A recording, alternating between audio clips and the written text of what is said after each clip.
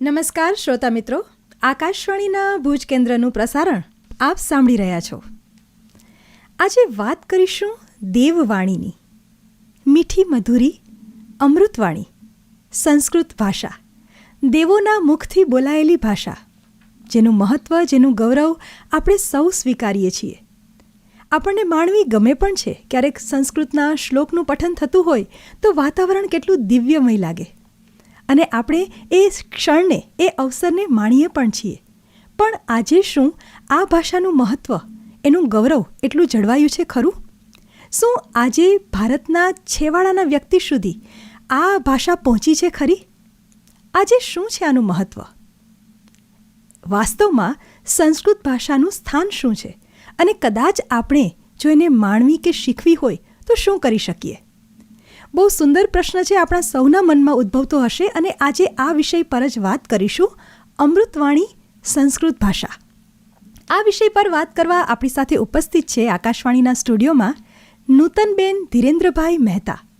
તેમનો પરિચય આપું તો રાષ્ટ્રીય શ્રેષ્ઠ શિક્ષકનો એવોર્ડ તેમને મળ્યો છે. સંસ્કૃત ભાષામાં સાંદીપની એવોર્ડ તેઓએ પ્રાપ્ત કર્યો છે અને આ સાથે બૃહદ ગુજરાત સંસ્કૃત પરિષદના પ્રતિષ્ઠિત 5થી 6 એવોર્ડ એમણે મેળવ્યા છે. અને ખાસ કહું, આવા તો નાના મોટા ઘણા એવોર્ડ એમને મળ્યા છે, પણ બધાનું લિસ્ટ હું અહીં નથી લખતી, કારણ કે જો એની ચર્ચા કરશું તો આપણને સમય ઓછો પડશે. તો નૂતનબેન, આકાશવાણીના સ્ટુડિયોમાં આપનું ખૂબ ખૂબ સ્વાગત છે. નમસ્તે તન્વીબેન, નમસ્તે. તો નૂતનબેન, આજે જ્યારે સંસ્કૃત ભાષા વિશે વાતચીત કરવાની શરૂઆત આપણે કરી રહ્યા છીએ, ત્યારે કહેવાય છે ને, સંસ્કૃતમ યે પ્રશંસંતિ સંસ્કૃતિમ સ્વદેશમ ચયે સંશંતિ ધન્યમ જીવંતી તે નરાહા. અને આજે ધન્ય અવસર એ છે કે હું આપની સાથે આ જ ભાષા વિશે વાતચીત કરી રહી છું. તો સંસ્કૃત ભાષા વિશે થોડું અમને જણાવો કે પ્રવર્તમાન સમયમાં સંસ્કૃત ભાષાનું સ્થાન શું છે અને શું એનું મહત્ત્વ છે?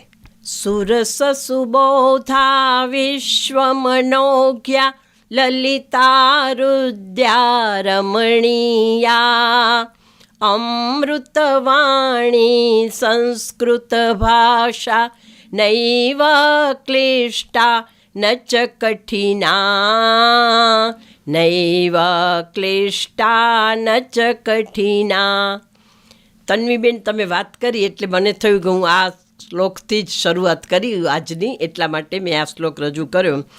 હવે આપણે સંસ્કૃત ભાષાની વાત કરીએ તો આપણા દેશની બંધારણ માન્ય ભાષાઓમાંથી મોટા ભાગની ભાષાઓની જનની સંસ્કૃત ભાષા છે, એ તો જાણીતી વાત છે. કાળક્રમે રાજકીય અને સામાજિક જુદા જુદા પરિબળોના પ્રભાવ હેઠળ શાસનની અંગ્રેજી ભાષા અને પ્રાદેશિક ભાષાનું મહત્ત્વ વધતું ગયું અને સંસ્કૃત ભાષા એ લોક સમૂહમાંથી નામશેષ થતી રહી. પરંતુ એ હકીકતનો ઇનકાર થઈ શકે એમ નથી કે સંસ્કૃત ભાષા ભારતીય સંસ્કૃતિ અને ધર્મથી જોડાયેલી છે. ઉપરાંત એક ભાષા તરીકે પણ એ અત્યંત વિકસિત અને સમૃદ્ધ છે. કોમ્પ્યુટર માટે પણ એકદમ તર્કશુદ્ધ ભાષા છે. તેમજ અન્ય ભારતીય ભાષાઓ સંસ્કૃત ભાષામાંથી જ પોષણ અને સંવર્ધન પામતી રહી છે. હવે કોઈ પણ પ્રજાનો ધર્મ અને સંસ્કૃતિથી વિચ્છેદ થઈ શકે નહીં. સંસ્કૃત ભાષા એ એનો વારસો પણ સાચવેલો છે. એટલે છેલ્લા થોડા વર્ષોમાં પરિસ્થિતિમાં પરિવર્તન આવ્યું અને આ સત્ય ઉજાગર થઈને જ રહ્યું. પરિણામે આપણે જોઈએ છીએ કે વર્તમાન સમયમાં એ જાગૃતિની જ્યોત આપણા પ્રજાજીવનને અજવાળી રહી છે અને સંસ્કૃત ભાષાના પુનરુત્થાનનો જે જોરશોરથી પ્રવૃત્તિઓ પણ ચાલી રહી છે. એમાં આપણી સંસ્કૃતિ ચાહક અને સંસ્કૃત ભાષાના ઉપાસક માનનીય વડાપ્રધાન નરેન્દ્ર મોદી, સંઘ પરિવાર, શિક્ષકો, સંસ્કૃત ભારતી અને સાહિત્યકારો એ મોટો અને મહત્ત્વનો ફાળો આપ્યો છે અને સંસ્કૃત ભાષાનું મહત્ત્વ અને એની મહત્તા જળવાઈ રહી છે. રોજિંદા જીવન વ્યવહાર અને ઉત્સવો પ્રજા જાગૃતિનું અને એને પ્રેરવાનું કાર્ય એ બહુ પ્રભાવિક રીતે કરતા હોય છે. એને ધ્યાનમાં રાખી અને અમે સંસ્કૃત ભારતીના કાર્યકરો પણ જુદા જુદા પ્રોગ્રામ અહીંયા કરીએ છીએ. સંસ્કૃત ભાષાનું ગૌરવ, તેને આગળ વધારવા માટે જે પ્રયાસો થઈ રહ્યા છે, તમે બહુ સરસ વાત કરી નૂતનબેન. પ્રવર્તમાન સમય એવો આવ્યો છે કે હવેનો જે સમય, જે તમારી જે પેઢી છે ને, એણે આ ભાષાને થોડી ઘણી જાળવી રાખી છે. પણ હવેના સમયમાં ભાષા એટલે લુપ્ત થતી જાય છે કે હવે તો વિષયો તરીકે લેવાય છે સંસ્કૃત, અને ઘણીવાર એમ થાય કે સંસ્કૃતમાં વાંચવું પડશે એટલે માર્ક્સ ઓછા આવશે, એટલે આપણે એ ભાષાને થોડી દૂર રાખીએ અને આપણે બીજા વિષયો લઈને આગળ વધીએ. એટલે માત્ર શીખવા માટેની ભાષા થઈ ગઈ છે. પરંતુ આપણી સંસ્કૃતિને જાળવવા માટે જો કદાચ આ પેઢી એવી ઈચ્છા રાખે કે અમારે પણ સંસ્કૃત જાણવી છે, સમજવી છે, ભણવી છે, તો એના માટે કોઈ એવો આગળ સ્કોપ ખરો કે એ શીખી શકે, જાણી શકે, કે આ ભાષા સાથે જોડાઈ શકે? હવે એનામાં એવું છે કે સંસ્કૃતનું ભવિષ્ય તો ઉજળું જ છે તન્વીબેન. સંસ્કૃતનું ભવિષ્ય ઉજળું છે એના એ કારણ છે કે દેશભરમાં બધી જગ્યાએ હવે સંસ્કૃત છાત્રોની સંખ્યા પણ વધી રહી છે. વિશ્વમાં 35 દેશોમાં સંસ્કૃત અધ્યયન થઈ રહ્યું છે. 110 વૈજ્ઞાનિક અનુસંધાન સંસ્થાનોમાં સંસ્કૃત શાસ્ત્રોના વિષયોમાં સંશોધન ચાલુ છે. ભારતમાં અત્યારે 70 લાખ લોકો સંસ્કૃત ભણે છે. 8 સંસ્કૃત યુનિવર્સિટીઓ છે અને આગામી 5-10 વર્ષમાં સંસ્કૃતના ચિત્રમાં ગૌરવપૂર્ણ પરિવર્તન થશે અને થશે. આમ સંસ્કૃતના નવોદયનો આરંભ તો થઈ જ ચૂક્યો છે એમ કહી શકાય. અને હું તમને વાત કરું કે હું હમણાં 6 મહિના યુકે એટલે કે ઇંગ્લેન્ડ વસી આવી, તો ત્યાં પણ મેં ત્યાં જઈ અને 6 મહિનામાં શ્રીમદ ભગવદ્ ગીતાના 6 અધ્યાય ત્યાં શીખવ્યા. પણ કહેતા ખૂબ જ ગૌરવ અને હર્ષ થાય છે અને આપને પણ જાણીને આનંદ થશે કે ખરેખર ત્યાંના લોકો પણ સંસ્કૃત ભાષા શીખવા માટે એટલા જ મને તો આતુર અને ખરેખર ચાહક જણાયા. મને એ લોકોએ એમ વાત કરી કે તમે મેમ અહીં આવ્યા છો, તમે તો પાઉન્ડમાં કમાણી કરીને પાઉન્ડમાં તમે કમાઈને જશો. પણ મેં વાત કરી કે હું પાઉન્ડ કમાવા નથી આવી, પણ મારી પાસે જે છે મૂડી એ હું વાપરવા માટે ઇંગ્લેન્ડ જોવા માટે આવી છું. એટલે આ બધી આવી જાતની રમૂજ પણ વાત ત્યાં થઈ ગઈ. એટલે નૂતનબેન, તમે બહુ સરસ વાત કરી કે આપણે એનું મહત્ત્વ સ્વીકારીએ છીએ, આપણે જાણીએ પણ છીએ, અને ઘણી બધી માહિતીઓ એવી છે, જેમ કે હમણાં પ્રભાસ પાટણ સોમનાથમાં સંસ્કૃત યુનિવર્સિટીની સ્થાપના થઈ. તો એવા વિદ્યાર્થીઓ, તમે જે વાત કરી કે જે શીખવાની ઈચ્છા રાખે છે કે મારે સંસ્કૃત શીખવી છે અને આગળ વધવું છે, તો એ ચોક્કસ એવો એક આખો વર્ગ છે જે સંસ્કૃતનું મહત્ત્વ સ્વીકારે છે. પણ હવે આવનારા સમયમાં સંસ્કૃતની શી ઉપયોગિતા રહેશે અને કદાચ આજની પેઢી તેની સાથે જોડાશે તો ભવિષ્યમાં એને શું મદદરૂપ થશે આ ભાષા, એના વિશે થોડું જણાવશો?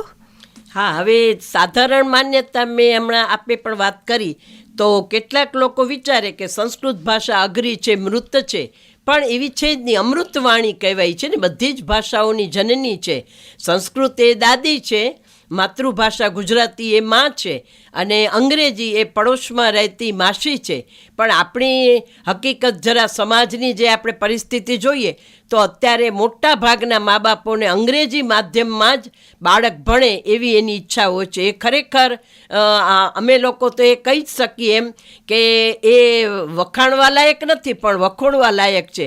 કારણ કે જે બાળક માતૃભાષામાં જે મેળવી શકશે એ ખરેખર એ અંગ્રેજી દ્વારા નથી મેળવી શકતું, અને એના અનેક દુષ્પરિણામો પણ જોવા મળે છે.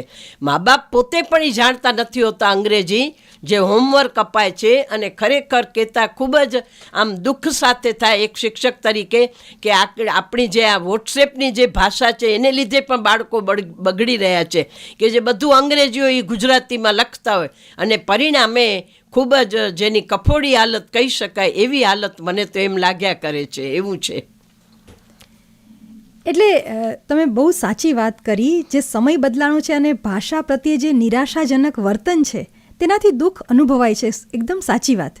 તો કચ્છમાં કદાચ અમે આ સંસ્કૃત ભાષા સાથે જોડાવા ઈચ્છતા હોઈએ કે આ સંસ્કૃત ભાષા અમારે જાણવી છે, શીખવી છે, આગળ વધવું છે એમાં, અને આવનારી પેઢીને અમારે સંસ્કાર આપવા છે, પહેલાં અમે સજ્જ થઈએ અને પછી એ સંસ્કાર અમે બીજાને આપી શકીએ.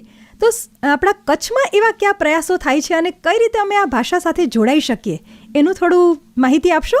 હા, એમાં બહુ ગમશે મને માહિતી આપવી તન્વીબેન, કે અમારું સંસ્કૃત ભારતીની જે સંસ્થા છે એની અંદર અમે આ રીતે સંસ્કૃત પ્રેમીઓ છે, શિક્ષકો છે, અન્ય વડીલો પણ એની સાથે જોડાયેલા છે. અને સંસ્કૃત ભારતી દ્વારા અહીંયા કહેતા હર્ષ પણ થાય છે કે સંસ્કૃત વાટિકા સિદ્ધાર્થ પાર્કમાં છે અને ત્યાં બાલ સંસ્કાર કેન્દ્ર પણ ચાલે છે. 150 બાળકો આ અધ્યયન કેન્દ્રમાં આવી રહ્યા છે નિયમિત. પછી જ્યારે દાખલા તરીકે રામ આયેંગે એ આપણો જે પ્રસંગ હતો તો ત્યારે પણ અમે આખી વાલ્મીકી રામાયણ 1 મહિના સુધી ત્યાં ચાલુ કર્યું અને એની અંદર ખૂબ જ આનંદ સાથે કહેવાનું થાય કે એમાં લગભગ 45થી 50 ભુજની સંસ્થાઓ સ્વેચ્છાએ જોડાયેલી, કોઈ પણ જાતનું દબાણ નહીં, કોઈ પણ જાતનો ચાર્જ પણ નહીં, પણ એની અંદર પણ અમને બધાએ સપોર્ટ આપ્યો. તો ગીતા જયંતિ એવા જે ઉત્સવો છે એમાં પણ અમે આ રીતે જઈએ છીએ, એકને જે અમને આમંત્રણ આપે એમને ઘેર જઈએ અને ગીતાના 18 અધ્યાયનું પારાયણ કર્યું. મેં તો જો કે બાલ્યાવસ્થામાં જ સંસ્કૃતના 18 અધ્યાય કંઠસ્થ કરી લીધા છે એટલે મને તો બહુ જ મજા પડે છે. હવે હું તો નિવૃત્ત છું એટલે મને ઘણા પૂછે કે શું કરો છો, તો શું કરો છો મુજને એમ શું પૂછો છો. મને જ્યાં ગમે ત્યાં હરું છું ફરું છું અને હું ગીતા ગાઉં છું અને સંસ્કૃત શીખવાડું છું. અને આ રીતે જે સંસ્કૃત ભારતીના જે કાર્યકરો છે એ આ રીતે પણ કામ કરે છે. પછી પત્રાચાર દ્વારા સંસ્કૃત એનું પણ ચાલુ છે. પછી એનામાં અમે સંસ્કૃત ગૌરવ પરીક્ષાઓ લેવાય છે, એની અંદર પણ જે પરીક્ષાઓ છે પ્રવેશ, પરિચય, શિક્ષા, કોવિદ એ બધે અને સર્ટિફિકેટ બાળકોને આપીએ છીએ અને કોઈ પણ ઉંમરના પણ એની અંદર જોડાઈ શકે છે. અને સંસ્કૃત ગૌરવ પરીક્ષામાં પણ જે માધ્યમિક શાળાના વિદ્યાર્થીઓ છે એ હોંશભેર એની અંદર જોડાઈ રહ્યા છે એટલે મન થાય. અને બીજું એક હમણાં જ નવું આપણે વાત કરું તો ભુજની અંદર ક્યાંય ગુજરાતમાં પણ નથી, લગભગ ભારતમાં તો કોઈ ક્યાંક કદાચ હશે એવું અમારી જાણમાં છે. તો સંસ્કૃત અધ્યાપન કેન્દ્ર તૈયાર થવા જઈ રહ્યું છે અને અમે ગીતા જયંતિથી એનો શુભ પ્રારંભ પણ કરી લીધો છે. અને હવે આવતા આગામી દિવસોમાં સીતા જયંતિ આવશે ત્યારે એના ભૂમિપૂજનનો પણ અમે વિચાર કર્યો છે. તો એની અંદર જે પણ સંસ્કૃત શીખવા માગે છે અથવા કોઈ તમે માની લો કે ભુજનો નથી, કચ્છ બહારનો છે કે કચ્છનો છે, કોઈ ગામડાનો છે, ગ્રામ્ય પ્રદેશમાંથી આવતો વિદ્યાર્થી છે તો એને પણ એ ત્યાં રહીને જ સંસ્કૃત શીખી શકશે. અને કશું જ પણ અમે શુલ્ક લેવાના પણ નથી અને એના માટે પણ મહારાણી પ્રીતિદેવી અત્યારથી જ 51 લાખ રૂપિયાનું ઇનામની જાહેરાત કરી દીધી છે. એ અમારા માટે ખૂબ સારી વાત છે અને અત્યારે પણ અમે લોકોએ એનું કામ પણ શરૂ કરી દીધું છે. અમે બધા કાર્યકરો પણ 5-5 હજારથી શરૂઆત કરી દીધી છે અને જેટલું જે પ્રમાણે જરૂર પડશે એ પ્રમાણે પણ અમે આર્થિક સહયોગ પણ એટલે તન, મન અને ધનથી અમે સંસ્કૃત માતાની સેવા કરવાનો વિચાર કરી રહ્યા છીએ. અને એની અંદર પણ હવે માની લ્યો કે જેમ હું હમણાં વિદેશ ગઈ હતી તો વિદેશના કોઈ વિદ્યાર્થીને કે કોઈ પણ ઉંમરના વ્યક્તિને સંસ્કૃત શીખવું હશે તો અમે એની પણ વ્યવસ્થા કરશું, કારણ કે એના જરા ટાઈમિંગ આપણાને એના જરા અલગ પડે પણ એની પણ વ્યવસ્થા અમે કરીશું. અને એની અંદર 3 માળનું આખું મકાન થવા જઈ રહ્યું છે સિદ્ધાર્થ પાર્ક અને ત્યાં જે આપણું વાટિકા છે સંસ્કૃત વાટિકામાં એની નજીક જ આ થશે. અને બીજી વાત એ કે એની અંદર જે વિદ્યાર્થી રહેતો હશે એ ગૌશાળા હશે, યજ્ઞશાળા હશે, પછી આની અંદર ગુરુકુળની આખી પદ્ધતિથી લઈ આવવા માગીએ છીએ અને રંગમંચ અને એના માટે જો કે બધી જ અમે જે યોજનાઓ છે આર્થિક રીતે ખૂબ 2.5 કરોડનું જો કે આખો પ્લાન છે એટલે અમે અમારી રીતે અમે પ્રારંભ કરી દીધો છે. પણ ભગવાન છે અને સંસ્કૃત જે માતા છે એ અમને જરૂર આની અંદર મદદ કરશે. તો જે પણ વિદ્યાર્થીને કે કોઈ ગૃહિણી હશે કે કોઈ પણ ઉંમરના હશે એ આમાં ચોક્કસપણે સંસ્કૃત શીખી જ શકશે અને એનો પ્રારંભ પણ અમે ભૂમિપૂજન શરૂ કરી દઈશું એટલે કાળક્રમે એ થતું જ હશે એવી અમારી નેમ છે. શ્રોતા મિત્ર, આપણે કેટલા ભાગ્યશાળી છીએ કે આપણા વડીલો જે આપણી સંસ્કૃત ભાષાનો વારસો છે એ આપણને આપી જવા માટે તત્પર છે અને આપણી જે પેઢી સંસ્કૃત સાથે જોડાવા માંગે છે, જાણવા માંગે છે એના માટે એક ઉજ્જવળ તક આપણને મળવાની છે ભવિષ્યમાં. એટલે મન તો ખૂબ જ આનંદિત થઈ જાય છે કે આપણે ક્યારે આ ભાષા સાથે જોડાઈએ અને વધુ જાણીએ. તો નૂતનબેન, એક પ્રશ્ન થાય કે આ જે તમે કહો છો કે જે કોર્સ તૈયાર થવાનો છે એમાં કોણ જોડાઈ શકે? કાંઈ વયની મર્યાદા ખરી? અને એના પછી કાંઈ એવી ડિગ્રી કે મળે કે જેને ભવિષ્યમાં કામ લાગી શકે એવું કંઈ ખરું? ના, એનામાં વય માટે તો અમે કંઈ નથી રાખ્યું, પણ આની અંદર સાંકળી શકાશે. આપણી જે શૈક્ષણિક સંસ્થાઓ છે એની સાથેના કોર્સનો પણ આપણે કરી શકીશું. એમ અત્યારે તો એ જાતનું અમારું આયોજન છે. હા, એટલે એમાં જે કોર્સ શીખવાય છે એ શૈક્ષણિક સંસ્થાઓ એની સાથે જોડાઈને એ કોર્સને એડોપ્ટ કરી શકે. હા, બરોબર ને? બરાબર. હા, એટલે બહુ સુંદર પ્રયત્નો થાય છે અને એક આશ્રમ શાળા જેવી આદર્શ શાળા તૈયાર થવા જઈ રહી છે અને આપણી ખૂબ ખૂબ શુભકામનાઓ. શ્રોતા મિત્રો, તમને આમ જાણીને આનંદ થશે કે હું જ્યારે નૂતનબેનને મળીને એ સમયે નવરાત્રિનો સમય હતો અને અમે બહુ મીઠા મધુરા સંસ્કૃત ગરબા એમની પાસેથી સાંભળ્યા. તો નૂતનબેન, આજે પણ એક ઈચ્છા થાય કે એક સરસ સંસ્કૃત ગરબો અમને સંભળાવો કે જેથી એ આનંદ અમે પુનઃ માણી શકીએ કે કેટલા સુંદર શબ્દો અને એ ભાષાની એક મહત્તા છે, મીઠાશ છે કે આપણા હૃદયને સ્પર્શી જાય છે. સૌને પ્રિય, બધાને ગુજરાતીમાં આવડતું જ હોય કે તારા વિના શ્યામ મને એકલણું લાગે. એટલે હજી આ સાંભળીએ એટલે હજી પગ થનગનવા લાગે. હું આટલી ઉંમર છે પણ તેમ છતાં પણ બહુ જ ગમે છે હજી પણ ગરબા લેવા અને ગાવા. તો એનું સંસ્કૃત વર્ઝન આપને સંભળાવું. ત્વામ વિના શ્યામ અહમ એકાકી ભવામી રાસક્રીડાયા ગમ્યતામ. ત્વામ વિના શ્યામહમ એકાકી ભવામી. ગરબા ક્રીડન્ત્યઃ ગોપ્યઃ હો શૂન્યઃ ગોકુલસ્ય વીથિકા. શૂન્યસુ નગરીષુ ગોકુલસ્ય વીથિષુ રાસક્રીડાयै આગમ્યતામ. ત્વામ વિના શ્યામહમ એકાકી ભવામી. સંસ્કૃતમાતુઃ સેવાયામ હો ભારતમાતુઃ સેવાયામ અસ્માનુસ્કર્તું આશીષં દાતું રાસક્રીડાयै આગમ્યતામ. ત્વામ વિના શ્યામહમ એકાકી ભવામી. રાસક્રીડાयै આગમ્યતામ. રાસક્રીડાयै આગમ્યતામ.